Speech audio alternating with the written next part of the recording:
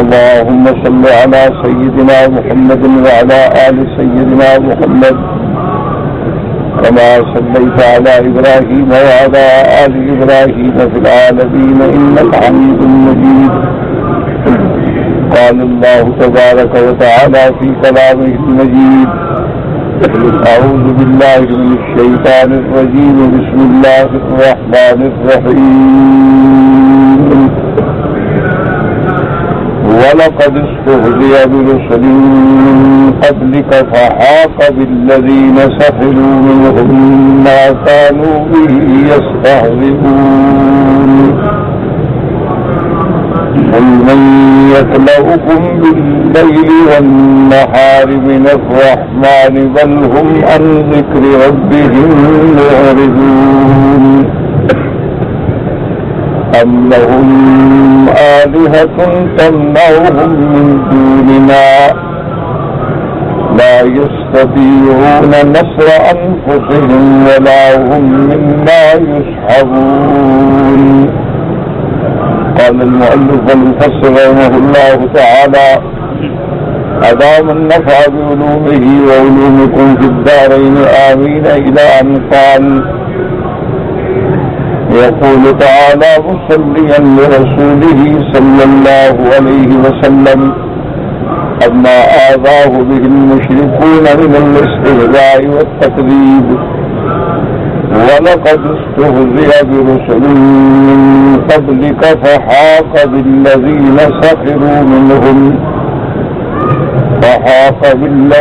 سخروا منهم ما كانوا به يستهزئون، يعني من العذاب الذي كانوا يستبعدون وقوعه، كما قال تبارك وتعالى: ولقد كذبت رسل من قبلك فصبروا على ما كذبوا وأوذوا حتى أتاهم نصرنا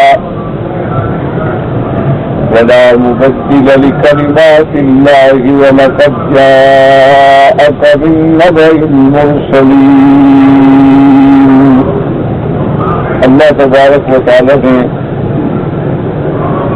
قرآن مقدس کی ان آیات مبارکہ میں جو سورۃ الانبیاء کی آیات ہیں،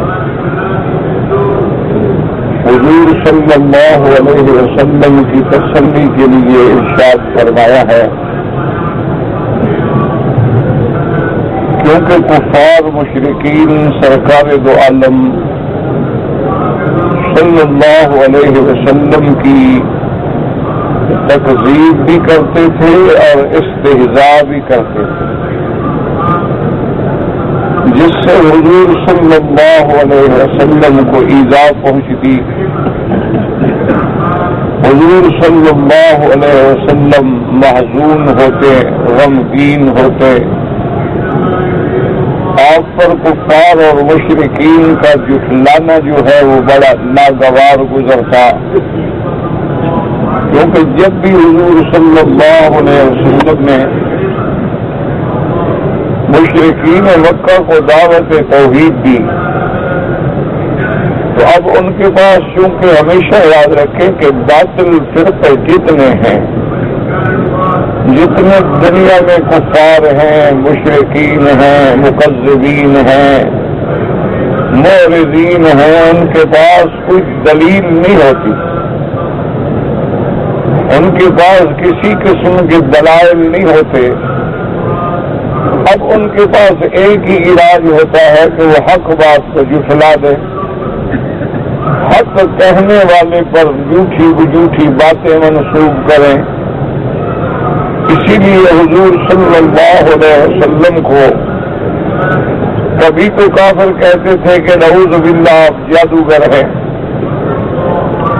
اب اتنا بڑا الزام اللہ کے پیغمبر پہ لگانا، حالانکہ جادو جو ہے وہ تو سیکھنا بھی کفر ہے، جادو کا پڑھنا پڑھانا بھی کفر ہے، جادو پر عمل کرنا بھی کفر ہے، اور جادو جو ہے یہ اعمال شیطانی میں سے ہے.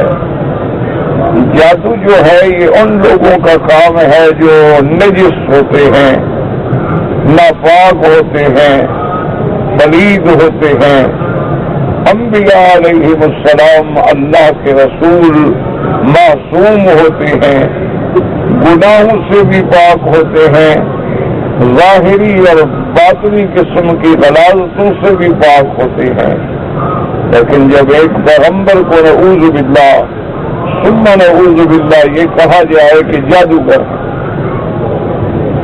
اور وہ جادوگر اس لیے کہتے تھے، ان کے اپنے عقل نے یہ بات گھڑی تھی کہ جیسے جادو فوراً اثر کرتا ہے، کیونکہ اعمال شیطانی جو ہے وہ جلد اثر کرتے ہیں، یہ ایک قاعدہ ہے۔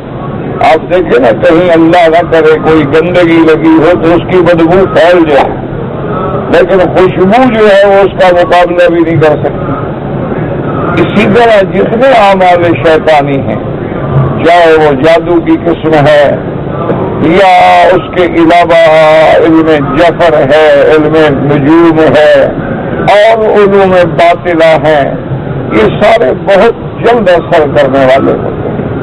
اس لیے ان لوگوں نے اپنے خیالات سے، اپنے عقول سے یہ بات گھڑ لی کہ حضور صلی اللہ علیہ وسلم کی خدمت میں جو بندہ جاتا ہے، حضور صلی اللہ علیہ وسلم کی بات سنتا ہے، حضور صلی اللہ علیہ وسلم کی تلاوت سنتا ہے تو فوراً مسلمان ہو جاتا ہے۔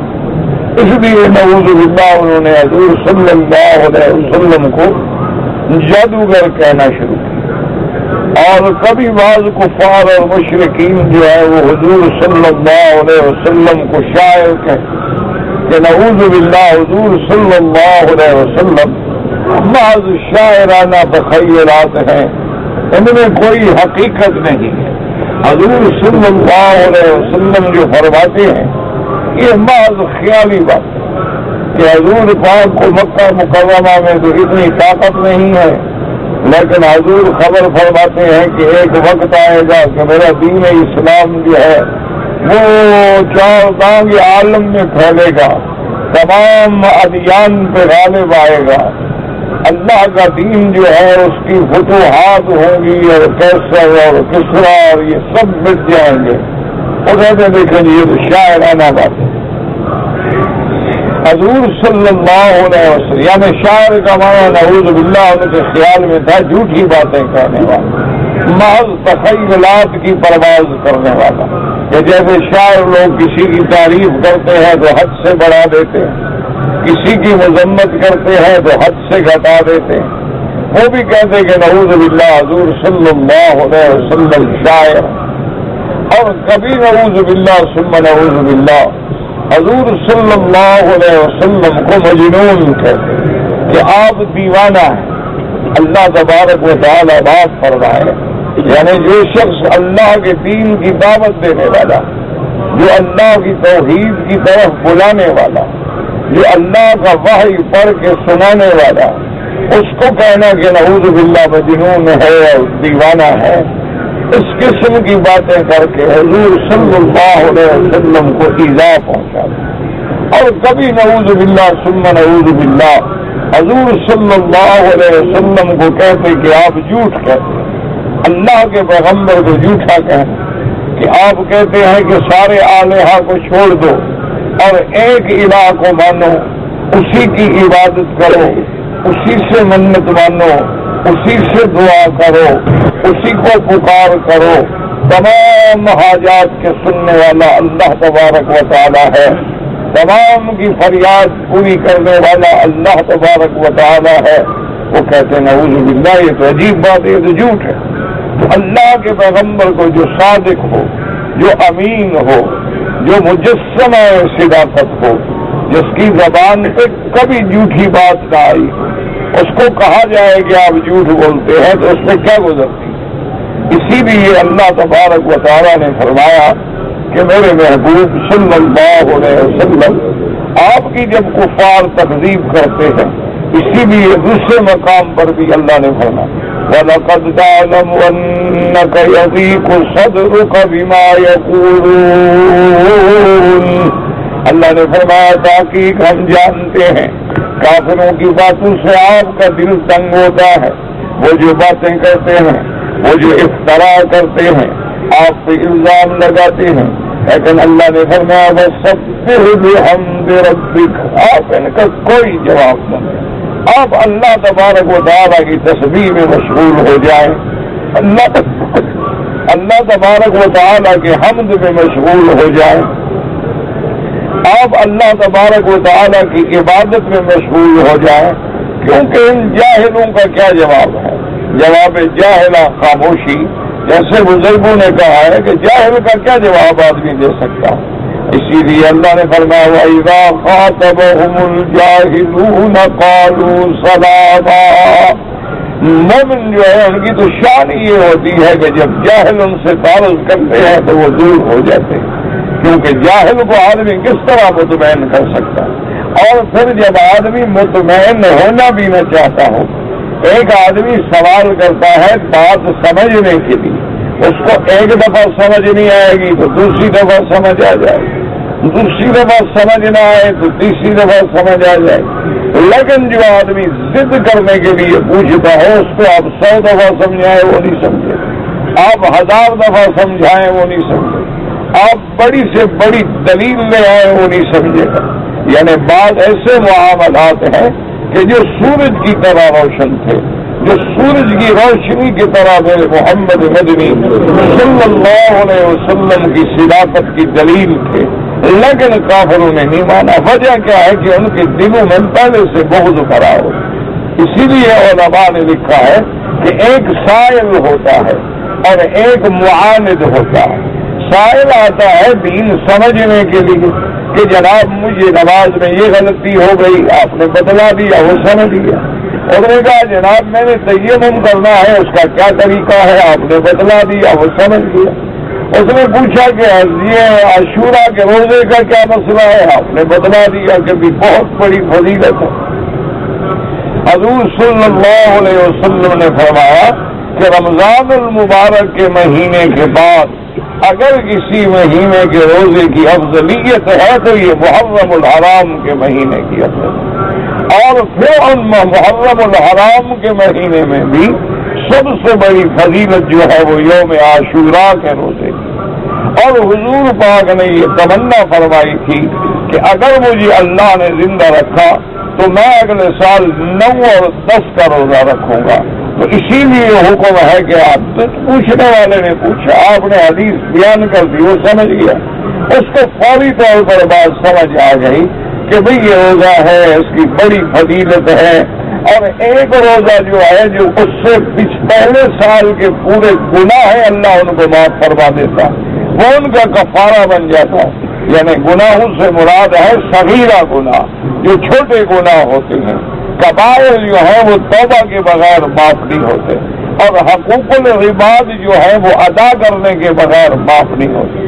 یہ نہیں ہوتا کہ حقوق العباد ہے وہ حج کرنے سے معاف ہو جائے، حقوق العباد ہے وہ یوم عاشورہ کا روزہ رکھنے سے معاف ہو جائے، وہ کبھی معاف نہیں ہوتے جب تک کہ بندہ حق ادا نہ کرے۔ اور اگر اسی طرح کبائر گناہ ہیں، بڑے بڑے گناہ ہیں، جیسے نعوذ باللہ چوری ہے، زنا ہے، ڈاکہ ہے، قتل ہے، شراب ہے، محرمات ہے، وہ بھی بغیر توبہ کے معاف نہیں ہوتے۔ البتہ جو صغائر ہیں وہ جو ہے حسنات سے مٹ جاتے ہیں، وہ نیکیوں سے مٹ جاتے ہیں، وہ عمرے سے مٹ جاتے ہیں، وہ روزے سے مٹ جاتے ہیں۔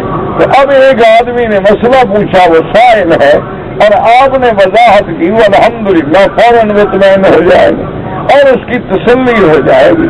جیسے بڑے بڑے صحابہ کرام رضوان اللہ علیہم اجمعین حضور صلی اللہ علیہ وسلم کی خدمت میں آتے، آ کر آپ سے سوال کرتے، حضور صلی اللہ علیہ وسلم جواب دیتے، صحابہ مطمئن ہوتے۔ لیکن ایک معاند ہوتا، معاند کا معنی ہی ضد اور اناد ہے، معاند کا معنی ہی فساد ہے۔ وہ سوال کو کبھی جواب کو کبھی سننا نہیں چاہتا، جواب کو کبھی سمجھنا نہیں چاہتا، وہ جواب کے بعد ایک اور سوال پیدا کرے گا، ایک اور سوال پیدا کرے گا، اس کا مقصد ہی فساد ہے، کیونکہ اس کا مقصد اطمینان نہیں ہوتا، اس کا مقصد جو ہے افہام و تفہیم نہیں ہوتی۔ تو اس لیے حضور صلی اللہ علیہ وآلہ آلہ واصحابہ وسلم تسلیما کثیرا کے سامنے بعض کافر آتے کبھی آپ کو شاعر کہہ دیتے، کبھی آپ کو ساحر کہہ دیتے، کبھی آپ کو دیوانہ کہہ دیتے، کبھی نعوذ باللہ مفتری کہہ دیتے کہ قرآن اللہ کا نبی خود بناتا ہے، یہ اللہ کا وحی نہیں ہے، نہ آپ پہ جبریل علیہ السلام وحی لے کے آتے ہیں، بلکہ قرآن اللہ کا پیغمبر خود بناتے ہیں اور ہمیں سنا دیتے۔ اور کبھی کہہ دیتے کہ نہیں بھائی یہ قرآن جو ہے دراصل پرانے زمانے کے قصے ہیں، پرانے وقتوں کی کہانیاں ہیں، اور حضور صلی اللہ علیہ وسلم ایک آدمی سے سیکھنے کے بعد ہمیں سنا دیتے ہیں۔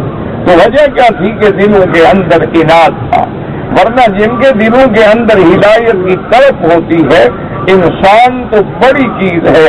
آپ قرآن کھول کے دیکھیں کہ میرے محبوب رحمت دو عالم سیدنا محمد رسول اللہ مکے اور طائف کے درمیان میں آپ ایک مقام پہ کھڑے ہیں، آپ تلاوت فرما رہے ہیں، اللہ کا قرآن پڑھ رہے ہیں، جنوں کی ایک جماعت گزرتی ہے، اور وہ جب حضور کی زبان مبارک سے اللہ کا قرآن سنتی ہے تو ایک دوسرے کو کہتے ہیں چپ کرو، بڑے ادب سے قرآن سنو، یہ کیا پڑھ رہا۔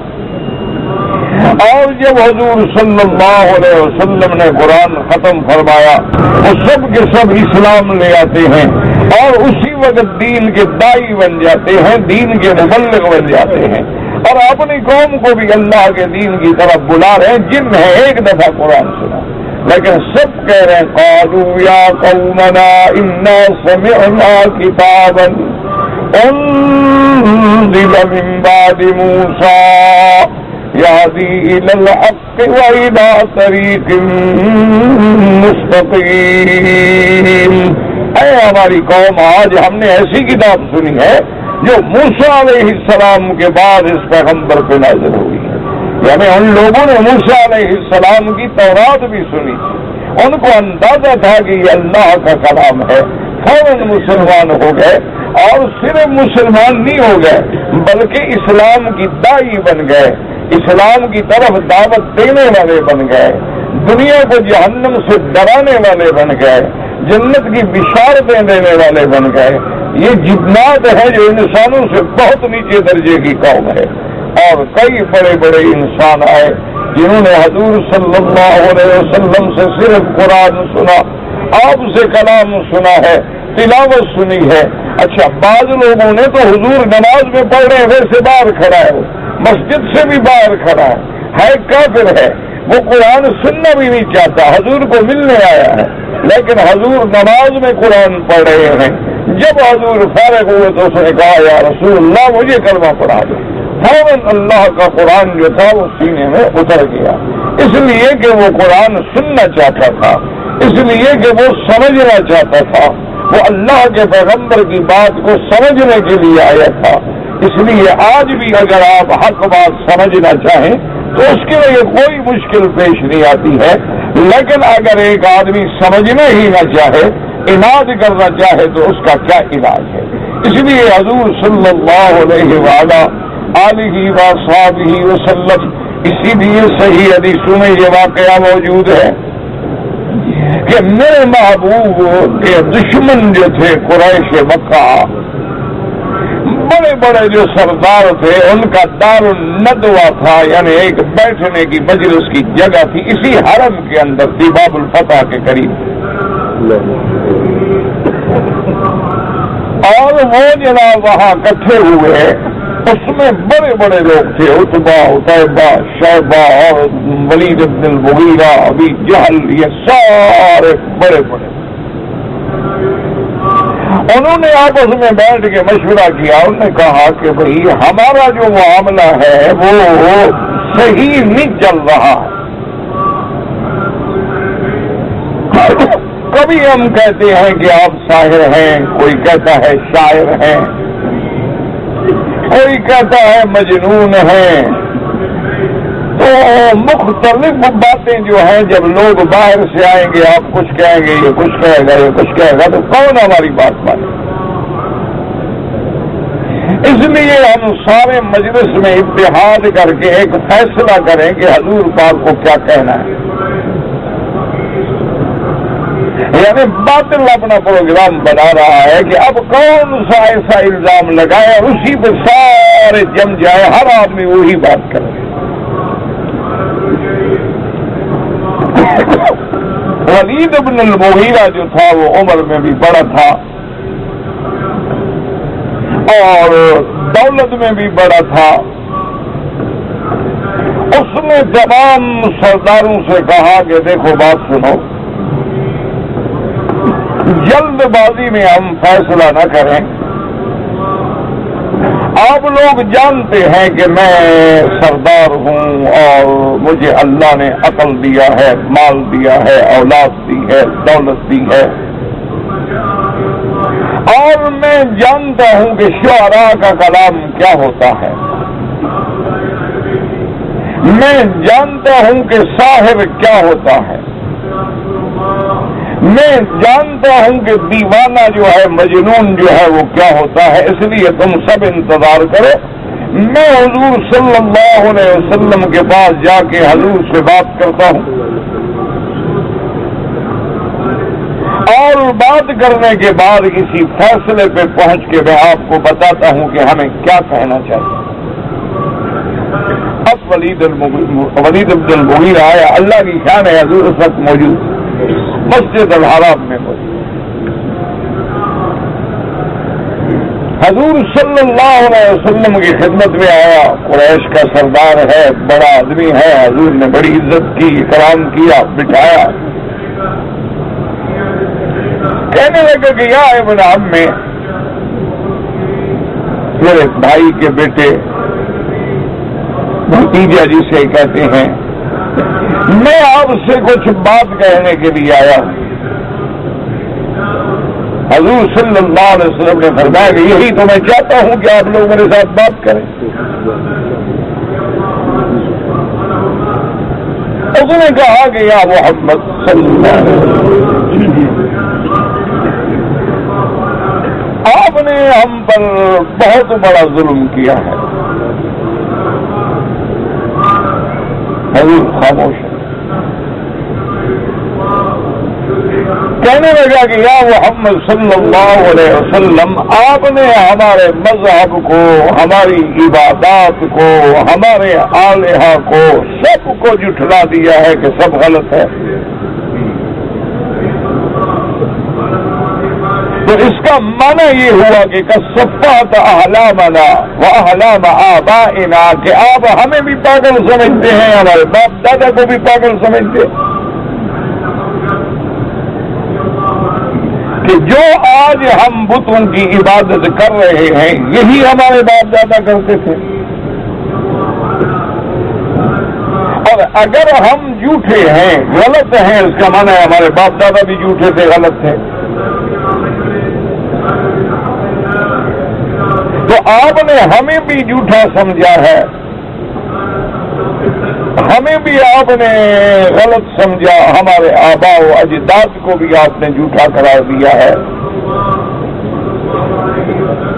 اور دوسری بات یہ ہے کہ یا محمد صلی اللہ علیہ وسلم قد فرقت بین الآباء والابناء، جب سے آپ نے اپنی دعوت کا اعلان کیا ہے، آپ نے تو باپ اور بیٹوں کو بھی الگ کر دیا ہے،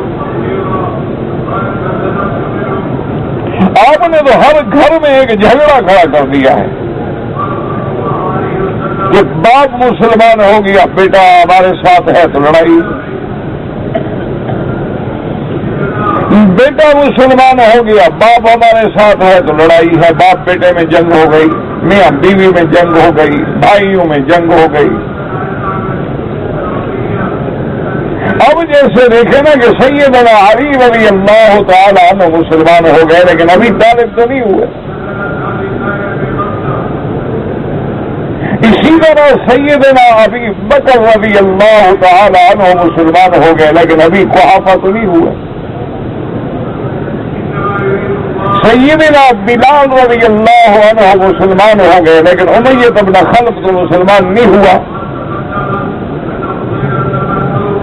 حضرت زید بن حارثہ مسلمان ہو گئے لیکن ان کے باقی لوگ جو ہے وہ تو مسلمان نہیں ہوئے۔ تو اس اس نے کہا کہ یا محمد صلی اللہ علیہ وسلم فرقت بین الآباء والاخوان والنساء والازواج، کہ یہ آپ کی وجہ سے سارا مسئلہ ہو گیا، ورنہ ہم لوگ تو سب ایک تھے، ایک ہی دین پہ تھے، ایک ہی طریقے پہ تھے، ہم انہی کو اپنا آلیہ سمجھتے تھے، حبل ہے، لات ہے، منات ہے، عزا ہے، اور ہم کعبے کے بنانے والے تھے، زمزم پلانے والے تھے، حج کرنے والے تھے، اور آپ نے تو ہمیں بالکل کافر اور مشرک اور جہنمی قرار دے دیا۔ کوئی درمیانہ راستہ بھی نہیں رکھا، بالکل سیدھی بات کے کافر ہے، مشرک ہے، اور مشرک کا ٹھکانہ جہنم ہے۔ حضور صلی اللہ علیہ وسلم بڑے آرام سے سنتے رہے۔ جب اس نے اپنی ساری بات مکمل کر دی تو آپ نے فرمایا کہ ولید اب تم نے بات پوری کر لی ہے؟ اس نے کہا کہ ہاں یا رسول اللہ۔ فرمایا اب میں کہتا ہوں بیٹھو سنو۔ حضور صلی اللہ علیہ وسلم نے قرآن کی تلاوت شروع کی، سورۃ غافر پر۔ اب حضور صلی اللہ علیہ وسلم نے چند آیات ہی پڑھی تھی کہ اس نے کہا بس یا محمد، حضور بس کریں، بس اس سے آگے میں نہیں برداشت کر سکتا۔ اور اٹھ کے اور لرزتا ہوا اور کانپتا ہوا اور بدن پہ لرزہ تاری ہے، اور سردار وہاں بیٹھے رہے اور ولید سیدھا گھر گیا۔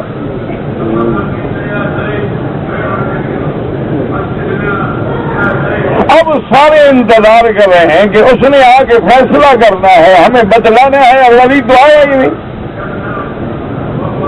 انہوں نے پتا کیا، انہوں نے کہا ولید تو گھر گیا۔ ابھی جہل کہنے لگا ہاں معلوم ہوتا ہے کہ اس پر بھی محمد مدنی کا جادو چل گیا، اب ولید بھی ہمارے ہاتھ سے گیا۔ لیکن میں اس کی ایک کمزوری جانتا ہوں، دکھتی ہوئی رگ جانتا ہوں، میں جا کے اس کو منع کرتا ہوں۔ سب کو لے کے آیا ولید کے پاس، کہنے لگا کہ ہم انتظار کر رہے ہیں، تم ادھر چلے۔ دیکھو بات سنو،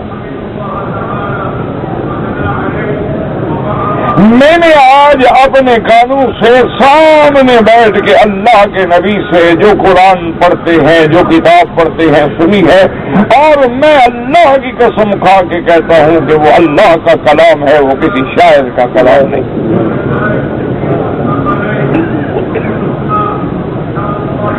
اور جب انہوں نے قرآن پڑھا ہے اور جب آیات عذاب آئی ہے تو میں نے تو یہ سمجھا کہ ابھی مجھ پر اللہ کا عذاب اتر جائے گا، اسی لیے میں نے کہا کہ بس یا محمد میں آگے برداشت نہیں کر سکتا۔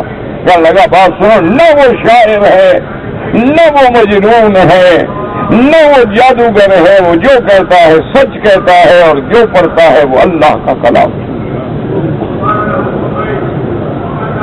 اب ابو جہل کو یقین تھا کہ ولید جا رہا ہے، اور نے کہا کہ نہیں، معلوم یہ ہوتا ہے کہ تمہیں بھی دیکھو اتنا دولت ہے، پھر بھی تم لالچ میں پڑ گئے ہو۔ معلوم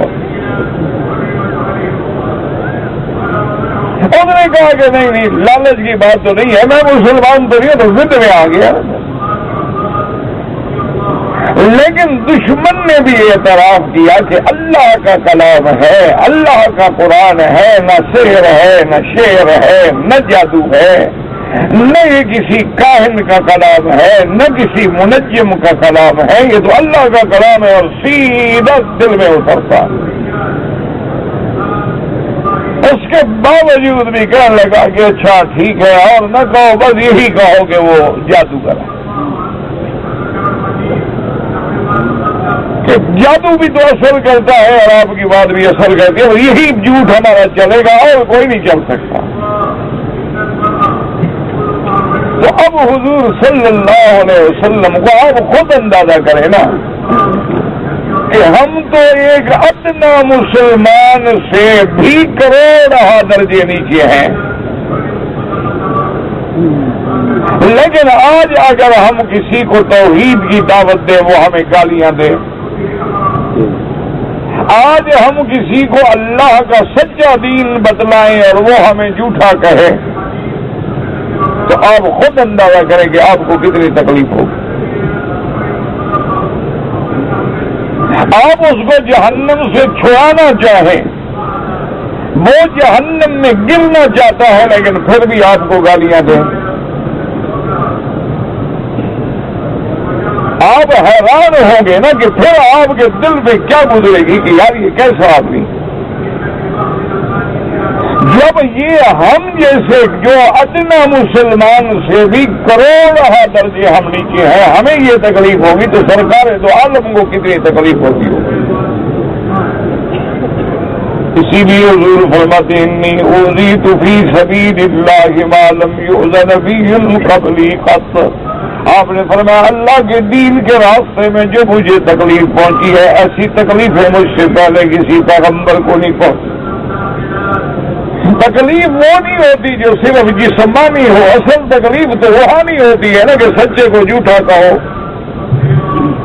اللہ کے نبی کو دیوانہ کہو، صاحب قرآن کو نعوذ باللہ آپ شاعر کہیں. اسی لیے سیدہ عائشہ صدیقہ بنت صدیق رضی اللہ تعالی عنہا نے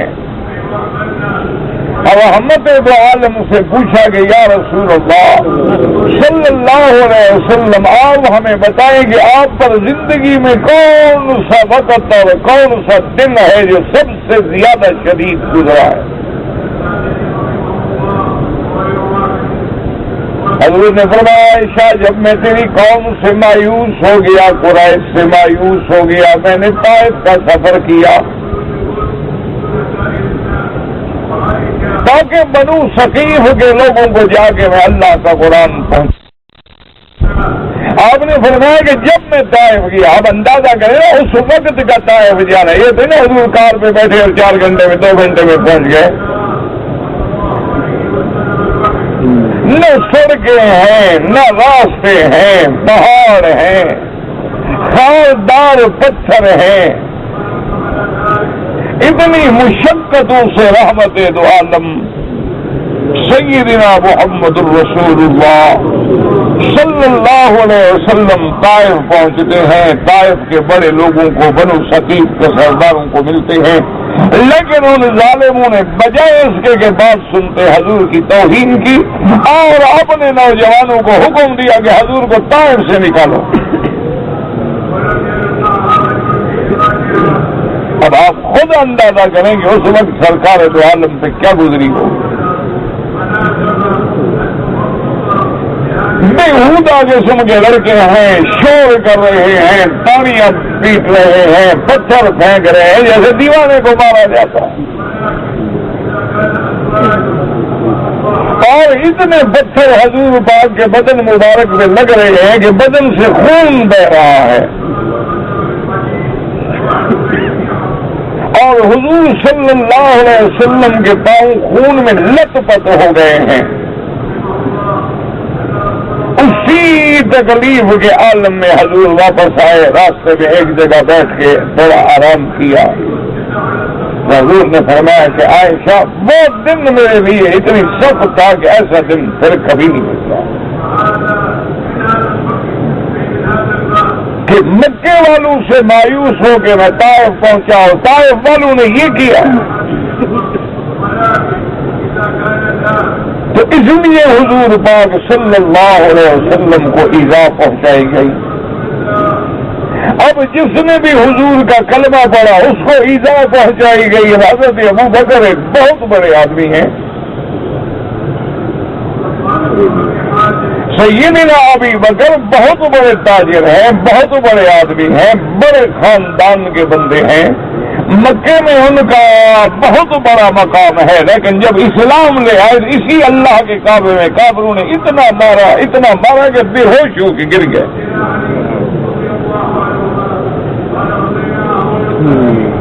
آپ اندازہ فرمائے کہ حضور کا سب سے پہلا ایمان لانے والا ساتھی ہو اور اس پہ اتنا ظلم و تشدد کا پہاڑ توڑا جائے کہ وہ بے ہوش ہو جائے، حضور پہ کیا گزری ہوگی.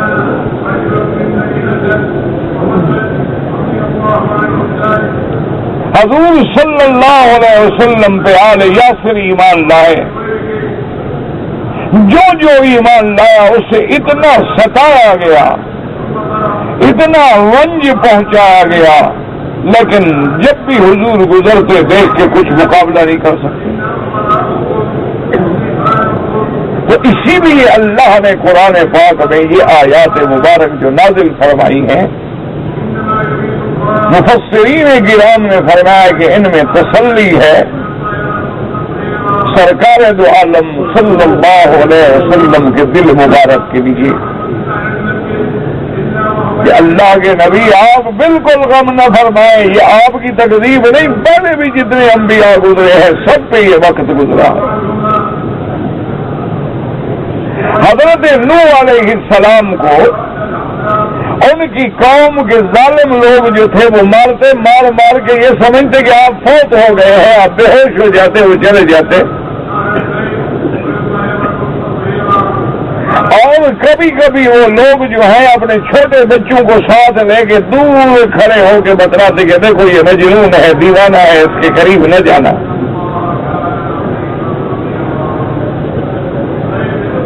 اور ایک دن کی تکلیف نہیں ہے، ایک سال کی نہیں، 950 سال ان تکلیفوں کا مقابلہ کیا۔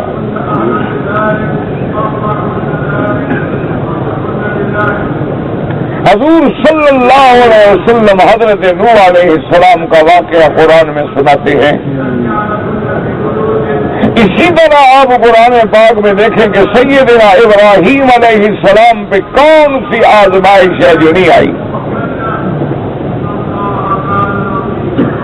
اسی طرح آپ دیکھیں کہ حضرت زکریا علیہ السلام پہ کون سا امتحان ہے جو نہیں گزرا۔ اس لیے اللہ تبارک و تعالی نے قرآن پاک میں یہ آیات مبارک اتار کے حضور صلی اللہ علیہ وسلم کو تسلی دی کہ میرا محبوب آپ صبر کریں، آپ بالکل حوصلہ رکھیں، آپ اپنی دعوت پہ قائم رہیں، استقامت سے جمے رہیں، یہ سنت الانبیاء ہے۔ میرے نام لیواؤں کو ہر دور میں تکلیفوں کا سامنا رہا ہے، ہر انبیاء کو تکلیفوں کا سامنا رہا ہے، ہر پیغمبر کی تکلیف ہوئی ہے، ہر پیغمبر کا استہزاء اڑایا گیا ہے، لیکن انہوں نے بھی صبر کیا اور آپ بھی صبر کریں۔ جیسے اللہ نے دوسرے قرآن کی آیت میں ارشاد فرمایا اصبر کما صبر اولو العزم من الرسل، کہ میرا مدنی آپ بھی صبر کریں جیسے آپ سے پہلے شان والے پیغمبروں نے صبر کیا ہے۔ اسی طرح اللہ تبارک و تعالیٰ نے حضور صلی اللہ علیہ وسلم کو فرمایا فاصبر علی ما یقولون، یہ کافر جو کہتے ہیں آپ صبر کریں، ان کا جواب نہ دیں۔ اس آیت میں بھی اللہ نے فرمایا وَلَقَدِ اسْتُهْزِئَ بِرُسُلٍ مِّن قَبْلِكَ، میرے محبوب آپ سے پہلے جتنے رسول گزرے ہیں ان سے بھی استہزاء ہوئی۔ فَحَاقَ بِالَّذِينَ سَخِرُوا مِنْهُمْ مَا كَانُوا بِهِ يَسْتَهْزِئُونَ، اللہ نے فرمایا پھر ان پہ عذاب اترا اللہ تبارک و تعالیٰ کی طرف سے۔ آپ قوم عاد پہ نظر ڈالیں، آپ قوم سمود پہ نظر ڈالیں، آپ قوم فرعون پہ نظر ڈالیں، ان کو استہزاء کے بدلے میں اللہ تبارک و تعالیٰ نے دنیا کے اندر عذاب سے پکڑ لیا ہے۔ اس لیے مفسر رحمۃ اللہ علیہ فرماتے ہیں یقول تعالیٰ مصلیا، اللہ تبارک و تعالیٰ اپنے رسول کو تسلی دیتے ہوئے فرماتے ہیں اما آذاہ بہ المشرکون، آپ کو جو مشرکین نے اذا پہنچائی، استہزاء کرتے تھے، جھٹلاتے تھے، وَلَقَدِ اسْتُهْزِئَ بِرُسُلٍ مِّن قَبْلِكَ فَحَاقَ بِالَّذِينَ سَخِرُوا مِنْهُمْ مَا كَانُوا بِهِ يَسْتَهْزِئُونَ، یعنی من العذاب الذي كانوا يستبعدون وقوعه، اللہ نے ان پہ عذاب اتارا اور وہ تو سمجھتے تھے کہ ہم پہ کیسے عذاب آ سکتا ہے، اس لیے مطالبہ کرتے تھے پیغمبروں سے کہ جس عذاب سے ہمیں ڈراتے ہو لے آؤ عذاب اگر تم سچے ہو۔ جب اللہ تبارک و تعالیٰ کا عذاب آیا تو پھر ان کے نام و نشان بھی مٹ گئے، ان کی نسلیں بھی مٹ گئی، ان کے مقامات بھی مٹ گئے. اگر اللہ قرآن میں ذکر نہ فرماتے تو پتہ بھی نہ ہوتا کہ قوم عاد کون ہے, قوم سمود کون ہے, قوم لوط کون ہے. جیسے اللہ فرماتے ہیں وَلَقَدْ كُذِّبَتْ رُسُلٌ مِّن قَبْلِكَ, میرا مدنی آپ سے پہلے رسول تکذیب کیے گئے. فَصَبَرُوا عَلَىٰ مَا كُذِّبُوا وَأُوذُوا حَتَّىٰ أَتَاهُمْ نَصْرُنَا وَلَا مُبَدِّلَ لِكَلِمَاتِ اللَّهِ. ان کو تکلیفیں پہنچائی گئی, ان کی تکذیب کی گئی, لیکن انہوں نے صبر کیا حتیٰ کہ ہماری مدد ان کو پہنچی, ہماری امداد آئی, اور اللہ تبارک و تعالیٰ نے ان کے دشمنوں کو ہلاک کر دیا ہے. موسیٰ علیہ السلام سے استہزاء کرنے والا, موسیٰ علیہ السلام کی تکذیب کرنے والا, موسیٰ علیہ السلام کو جھٹلانے والوں نے دنیا نے دیکھ لیا کہ اللہ نے کیسے فرعون کو اور اس کے لشکر کو ہلاک کر ڈالا دنیا میں.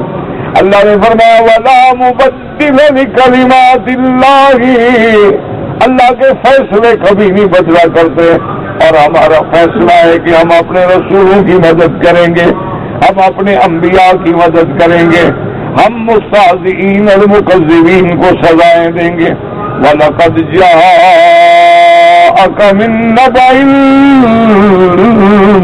الْمُرْسَلِينَ, اور میرا مدنی آپ کو پہلے انبیاء کی خبریں پہنچی ہیں کہ ہم نے اپنے انبیاء کی کیسے مدد کی. ہم نے نوح علیہ السلام کی کیسے مدد کی, ہم نے ابراہیم علیہ السلام کی کیسے مدد کی. آپ کی بھی مدد کریں گے, آپ کو بھی غلبہ دیں گے, آپ کو بھی عزت دیں گے, آپ کے دین کو تمام ادیان پہ غالب کر دیں گے. ثم ذكر تعالى نعمته على عبيده في حفظه لهم بالليل والنهار وقلاته وإراسته لهم بعينه التي لا تنام. اب اس کے بعد اللہ تبارک و تعالیٰ اپنے بندوں پہ احسان جتلاتے ہیں کہ بندے میری نعمتوں کو یاد کرو کہ کون ذات ہے جو تمہاری دن اور رات میں حفاظت کرتی ہے. وہ کون ذات ہے جو سونے سے پاک, جو نیند سے پاک, جو تمام بندوں کی حفاظت فرمانے والے. قُلْ مَن يَكْلَؤُكُم بِاللَّيْلِ وَالنَّهَارِ, يَكْلَؤُكُم کا معنی حفاظت, من النہار اب النہار من الرحمن اے بدل الرحمن یعنی غیرہ. کون ہے جو تمہاری دن اور رات میں رحمان کے علاوہ, اللہ کے علاوہ کون ہے حفاظت کرنے والا. یعنی معنی یہ ہوتا ہے کہ اللہ کے سوا کوئی حفاظت کرنے والا نہیں ہے. جاریۃ لم تلبس المرققا ولم تذق من البقول الفسقا, اے لم تذق بدل البقول الفسق, یعنی اس کے بجائے اس نے کچھ نہیں چکھا ہے. فرمایا بل ہم عن ذکر ربہم معرضون, لیکن یہ ناشکر لوگ ایسے ہیں اللہ کی نعمتوں کو بھول جاتے ہیں. اللہ کی نعمتوں کا اعتراف کرنے کے بجائے اللہ کی آیات سے منہ پھیرتے ہیں. چاہیے تو یہ تھا کہ ہم اللہ کی ہر نعمت کا شکر ادا کرتے کہ اللہ نے ہمیں انسان بنایا, اللہ نے ہمارے لیے زمین کو بچھایا, اللہ نے ہمارے لیے آسمانوں کو چھت بنا دیا, اللہ نے ہمیں نعمتیں عطا فرما دی. لیکن یہ لوگ اللہ تبارک و تعالیٰ کی یاد سے اعراض کرنے والے ہیں. اس کی فرماتے لا یعترفون بنعمت اللہ علیہم واحسانہ الیہم, اللہ کی نعمتوں کا اعتراف بھی نہیں کرتے ہیں. اللہ کے جو احسان ہیں ان پر بھی شکر ادا نہیں کرتے. بل یعرضون عن آیاتہ وآلائہ, یاد رکھیں کہ بندے کا کام یہ ہے کہ اللہ کی نعمتوں کا شکر کرے. شکر کرنے کا معنی یہ نہیں ہوتا کہ زبان سے کہہ دو لاکھ شکر ہے شکر, یہ معنی نہیں ہوتا. شکر کا معنی یہ ہے کہ اللہ پر ایمان لائے. شکر کا معنی یہ ہے کہ اللہ نے جو نعمتیں دی ہیں وہ اللہ کی فرما برداری میں خرچ کرے. اللہ نے ہمیں عقل دیا ہے, اللہ نے ہمیں آنکھیں دی ہیں, اللہ نے ہمیں کان دیے ہیں, اللہ نے ہمیں زبان دی ہے, اللہ نے ہمیں ہاتھ دیے ہیں, اللہ نے ہمیں جوارے دیے ہیں. ان تمام چیزوں کو اللہ کی فرما برداری میں لگانے کا نام شکر ہے. یہ شکر نہیں ہوتا کہ صرف زبان سے شکر کرو، نماز نہ پڑھو اللہ تیرا لاکھ شکر ہے. ایک آدمی جو ہے وہ روزہ بھی نہیں رکھنے گا تو اللہ تیرا لاکھ شکر ہے. قرآن کبھی نہیں پڑھا اللہ تیرا لاکھ شکر ہے. اللہ تبارک و تعالیٰ کی یاد کبھی نہیں آئی، یہ استہزاء ہوتا ہے، یہ شکر نہیں ہوتا، بلکہ اللہ کے عذاب کو دعوت دینے والی بات ہوتی ہے. شکر کا معنی ہی یہی ہوتا ہے کہ سب سے پہلے اللہ پر ایمان لائے، ایمان لانے کے بعد اس کی نعمتوں کو اس کے فرما برداری میں خرچ کرے. اللہ نے دولت دی ہے تو اس کو حلال طریقے سے خرچ کرے. زکوٰۃ کے وقت میں زکوٰۃ دے، صدقات ہیں، خیرات ہیں، نفقات ہیں، ہمسائے کے حقوق ہیں، گھر والوں کے حقوق ہیں، والدین کے حقوق ہیں، اولاد کے حقوق ہیں. تو اللہ کی اس نعمت کو وہاں صرف کرے. اس لیے اللہ کی نعمت کو اگر اللہ کی اطاعت میں خرچ کریں گے تو وہ اسراف نہیں ہوتا. اور اللہ کی نعمتیں کتنی ہیں فرمایا وَإِن تَعُدُّوا نِعْمَتَ اللَّهِ لَا تُحْصُوهَا. اگر اللہ کی نعمتوں کو شمار کرو تو تم تو شمار بھی نہیں کر سکتے ہو. اس لیے تاریخ میں واقع آتا ہے کہ ایک دفعہ ہارون رشید بادشاہ جو تھا وہ شکار کے لیے نکلا. اتفاق کی بات ہے کہ شکار کھیلتے کھیلتے راستہ بھٹک گئے اور ایسے صحرا میں جا پھنسے کہ پانی کوئی نہیں ہے. اب پریشان ہو گئے، واپسی کا راستہ نہیں ملتا، پانی بھی نہیں ملتا.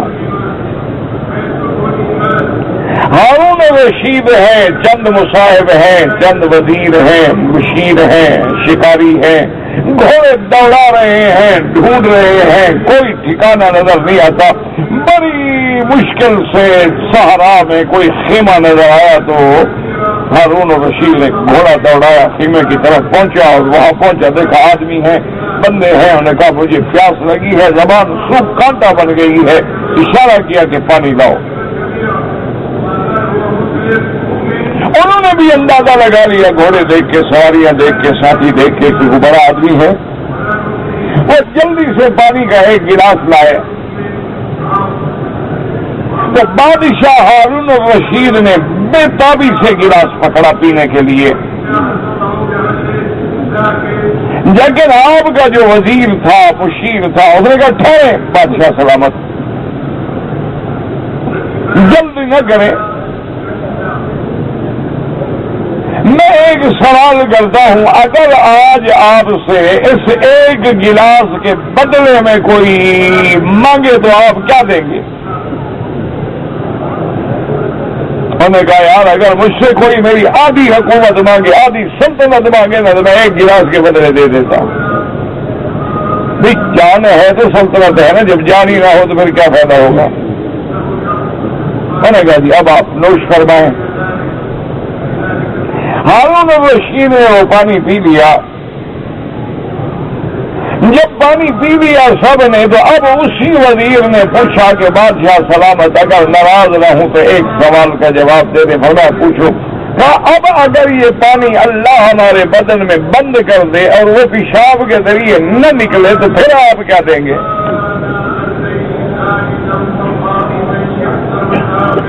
میں کہا میں تو آدھی سلطنت دے دوں گا. انہوں نے کہا تو اندازہ کر لو کہ پھر آپ کی سلطنت کی قیمت ایک گلاس پانی ہے، تو اس کے لیے پھر اتنی پریشانی کی کیا ضرورت ہے؟ ہارون رشید ہارون رو پڑے اور کئی گھنٹے تک روتے روتے روتے روتے آپ پر غشی طاری ہو گئی کہ بات تو ٹھیک ہے کہ ہماری قیمت کیا ہے. دیکھو نا پانی کی قدر اس وقت ہوتی ہے جب نہ ملے.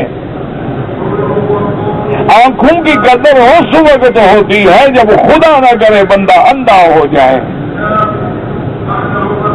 ٹانگوں کی قدر اس وقت ہوتی ہے جب آدمی لنگڑا ہو جائے. اب تو نعمت ہے تو قدر نہیں ہے. اسی لیے حکم ہے کہ سب سے پہلے اپنے سے نیچے پہ نظر ڈالو. اگر تم سائیکل پہ جا رہے ہو تو پیدل والے پہ نظر ڈالو، کار والے پہ نظر نہ ڈالو ورنہ نہ شکری کرو گے. اگر پیدل چل رہے ہو تو ان پہ نظر ڈالو جو بیچارے ویل چیئر پہ ہیں، ریڑیوں پہ ہیں، بیساکھیوں پہ ہیں، لکڑیوں پہ دھکے کھا رہے ہیں. جو زمین پہ گھسٹ رہے ہیں، ٹانگیں نہیں ہیں، دھڑ نہیں ہے پورے کا پورا، ان پہ جب نظر ڈالو گے تو پھر اللہ کا شکر کرو گے کہ یا اللہ شکر ہے تو نے مجھے انسان سالم تو بنا دیا۔ ان لوگوں سے پوچھو کہ جن کو اللہ اولاد دے لیکن اولاد جو ہے اللہ نہ کرے عیب دار ہو، اولاد ہے لیکن پاگل ہے، اولاد ہے نابینا ہے، اولاد ہے معذور ہے، اولاد ہے ہاتھ نہیں ہے۔ آپ نے دیکھا نہیں کبھی اولاد ہے لیکن 2 بچے جڑے ہوئے ہیں؟ اس لیے تاریخ میں ایک واقعہ آتا ہے کہ سابقہ دور میں بھی ایسے 2 بھائی تھے جو جڑے ہوئے تھے، پشت سے جڑی ہوئی۔ اب وہ کبھی کبھی جب تنگ آتا تو وہ کہتا کہ بھائی یار اس سے بھی کوئی بڑا عذاب ہوگا جس میں اللہ نے ہمیں مبتلا کیا ہے۔ تو ایک بھائی کہتا بابا توبہ کرو، توبہ کرو، اللہ سے معافی مانگو، اللہ کے بڑے عذاب ہے۔ وہ کہتے یار اس سے بڑا عذاب کیا ہوگا کہ ہم 2 جڑے ہوئے ہیں، حمام میں جانا ہے تو دونوں جا رہے ہیں۔ اب اگر ہم نے کھانا کھانا ہے تو اگر ایک کھائے تو دوسرا کدھر جائے؟ سونا چاہتا ہے کہ نہیں سونا چاہتا، وہ کیا کرے؟ اس سے بڑا عذاب کیا ہوگا؟ تو ایک نہ شکری کرتا تھا اور ایک جو ہے وہ کہتا بابا اللہ کا شکر کرو، اسی حال میں بھی شکر کرو، اس حال میں بھی اللہ کا شکر کرو کہ یہ بھی اللہ کی رحمت ہے، اس سے بھی اللہ کسی بڑے عذاب میں مبتلا نہ کر دے۔ ہو گیا یار تم پاگل ہو، اس سے بڑا عذاب بڑا اور کیا ہوگا؟ تو نتیجہ یہ نکلا کہ کچھ دنوں کے بعد وہ جو شکر کرنے والا تھا وہ مر گیا، اور جو نہ شکرا تھا وہ زندہ رہا۔ اب موسیٰ بھائی کی لاش اٹھا کے کر رہا ہے۔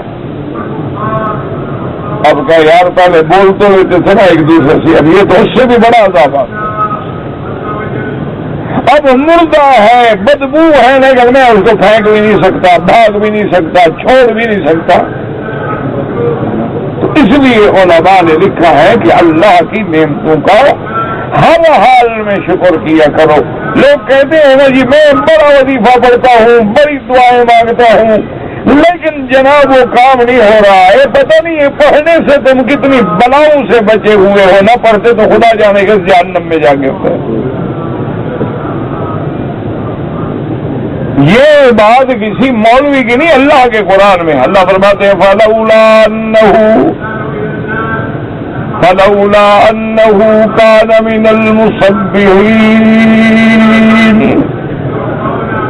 للبث في بطنه الى يوم يبعثون۔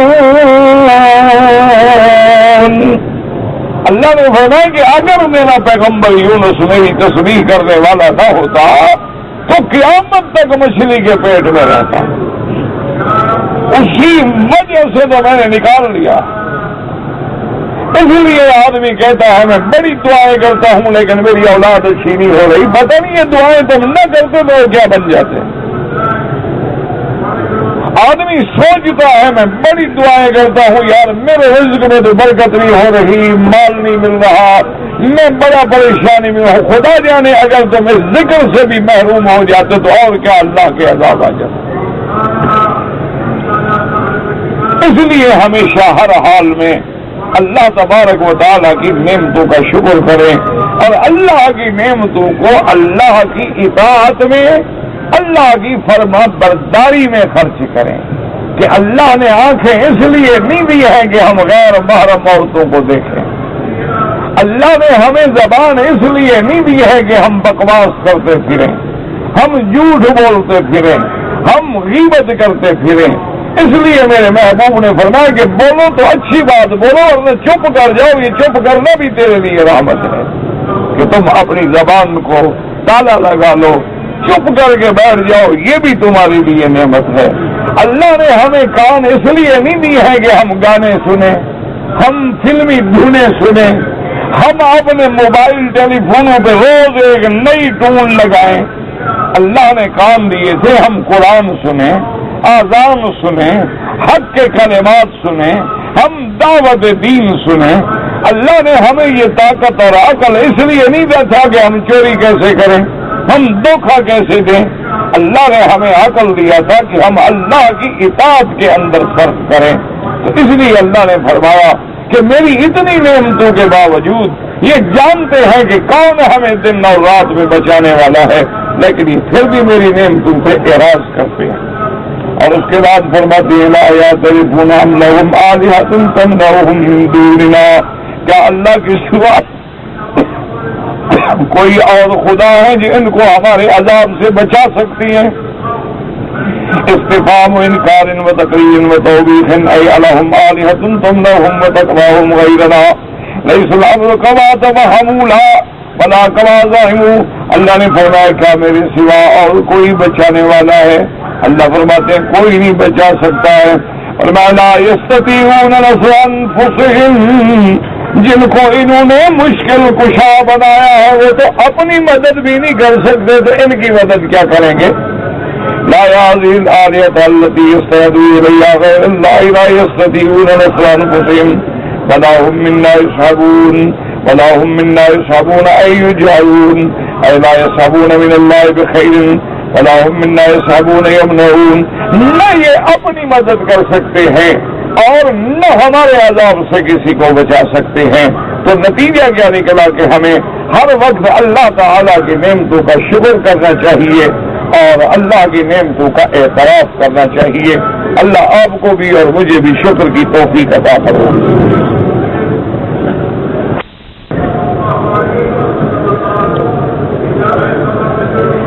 ایک آدمی ہے وہ کسی دواخانے پہ ملازم ہے،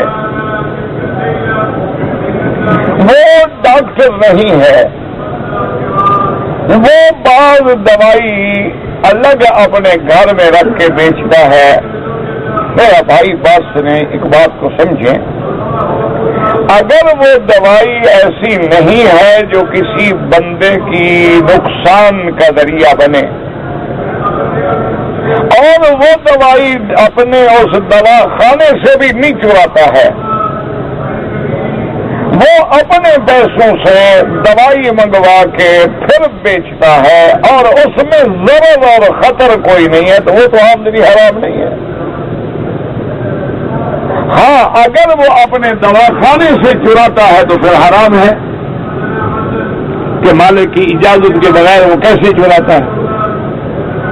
ہاں اگر وہ دوائی ایسی ہے کہ جس کو اس ملک میں منع کیا ہوا ہے اور وہ پھر بیچتا ہے تو پھر بھی حرام ہے۔ اگر ایسی چیز نہیں ہے تو پھر تو کئی چیزیں ایسی ہیں جو بندے اپنے گھروں میں بیچتے ہیں۔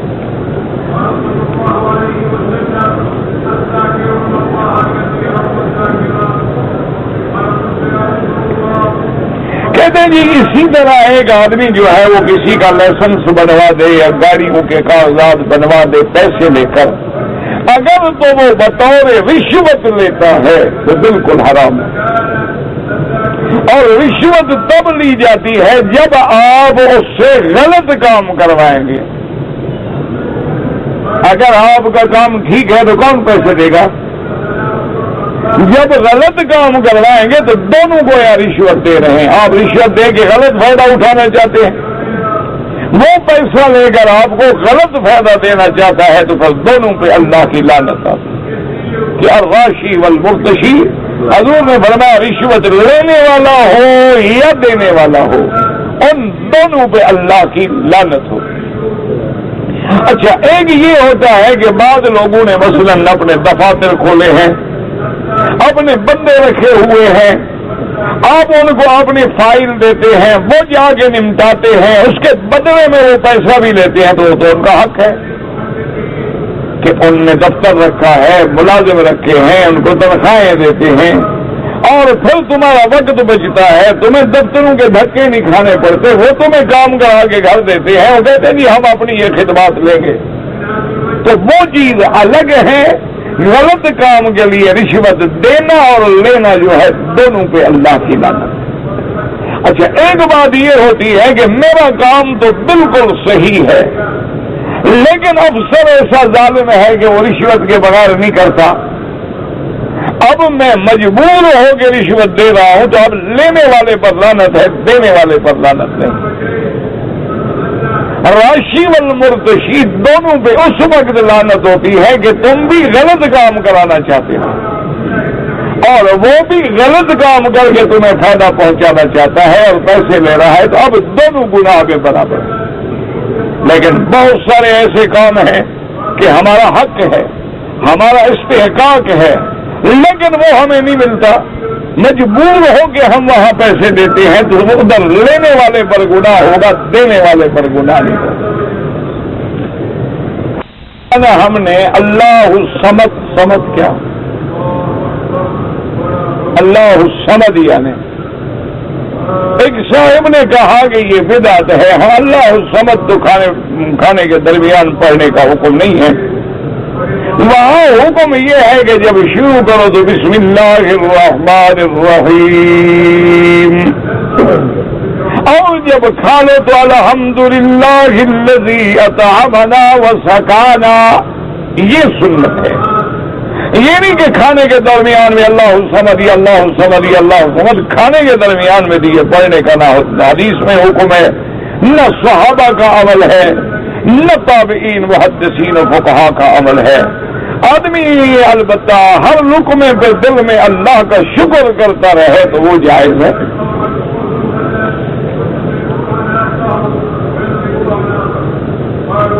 طواف الوداع جو ہے اس کا افضل ترین طریقہ یہ ہے جو حدیث مبارک کے الفاظ سے سمجھ آتا ہے کہ ان یکون آخر العہد بالبیت الطواف, کہ سارے کام نمٹا کے سامان باندھ کے ہر چیز کر کے اب آئے اللہ کے کعبے میں طواف کریں اور توکل اللہ چلے جائیں. یعنی آپ کا گویا آخری کام جو ہے وہ طواف الوداع ہے کہ اب سب سے آخر میں آ کر آپ نے اللہ کے گھر کا طواف کیا.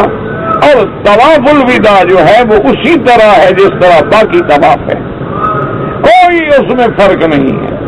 صرف یہ ہے کہ آدمی اس میں دعا مانگے کہ یا اللہ یہ میری زندگی کا آخری طواف نہ ہو, مجھے پھر بھی اپنے گھر میں حاضری کا موقع عطا فرما فرما فرما فرما فرما فرما فرما فرما فرما فرما فرما فرما فرما